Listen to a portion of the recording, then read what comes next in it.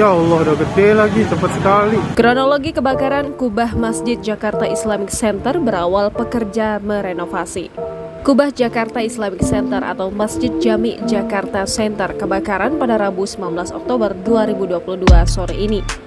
Dalam video yang diunggah oleh akun Instagram @humasjakfire, kubah masjid tersebut tampak hangus terbakar sebelum akhirnya roboh dan hancur ke permukaan. Dalam waktu singkat, kubah itu menyisakan kerangka yang telah berubah menjadi abu-abu. Melansir kompas.com, kebakaran yang melanda Masjid Jakarta Islamic Center berawal ketika pekerja bangunan sedang merenovasi kubah masjid. Kasat Intelkam Polres Metro Jakarta Utara, AKBP Slamet Wibisono menerangkan bahwa pekerja sedang melakukan renovasi dengan menggunakan bahan triplex.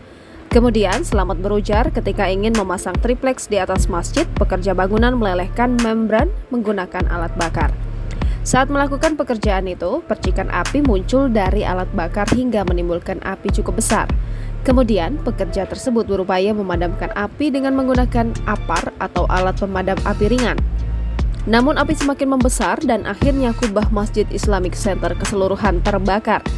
Atas dasar tersebut, Suku Dinas Penanggulangan Kebakaran dan Penyelamatan Sudin Gulkarmat, Jakarta Utara, mengerahkan sejumlah mobil damkar dalam upaya pemadaman api.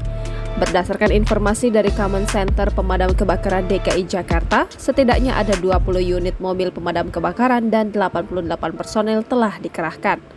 Adapun petugas Sudin Gulkarmat, Jakarta Utara menerima laporan kebakaran pukul 15.24 waktu Indonesia Barat. Petugas kemudian langsung meluncur ke lokasi, tiba sekitar pukul 15.31 waktu Indonesia Barat dan mulai memadamkan api. Waktu asar. Jangan lupa subscribe, share, komen, dan like ya!